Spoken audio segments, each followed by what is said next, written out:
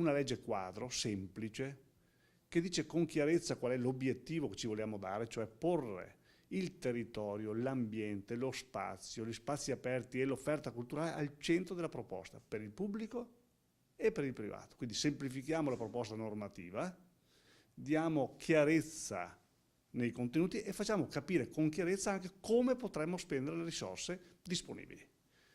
Oltre a quindi questa voglia di regolamentazione, semplificazione, meno burocrazia, più accesso soprattutto ai giovani e alle nuove realtà rispetto al tema della cultura, vorremmo valorizzare le cose importanti che fanno anche brand, che fanno traino, la Biennale, l'Arena, la Fenice, il Teatro Stabile, perché tu devi avere un qualcosa che attira e rende importante l'offerta che hai.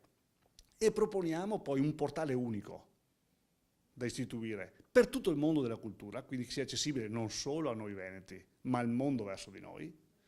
Proponiamo di mettere in piedi il centro di restauro e un centro cinematografico, perché abbiamo la Biennale, ma non abbiamo il ritorno. Abbiamo un set che è il Veneto, che ogni anno vede migliaia di produzioni, la ricaduta è pari a zero. Allora, e con questo in qualche modo chiudo, formazione diversa, ne facciamo molta. Io ne chiedo un po' di diversa, finalizzata a quel tipo di mondo che è il mondo della cultura, il mondo del restauro, quindi una formazione rispetto a questo nuovo mondo e investimento. Oggi non è un tema solo economico, è un tema di credere che il Veneto sia anche un set cinematografico, ma non per gli altri, per noi.